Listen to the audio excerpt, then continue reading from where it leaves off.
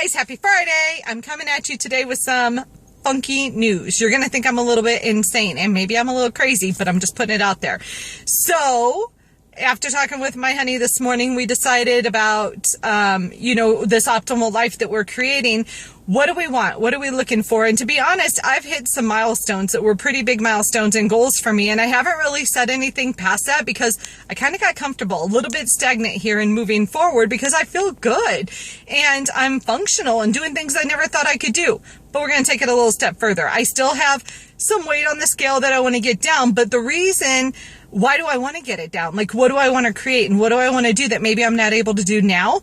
So we were thinking, and with Chuck kind of giving me some ideas and let's push forward into setting the next goal, we decided we're going to do a Spartan race, the Spartan sprint to start with. Okay, so let's not get it twisted, nothing too crazy.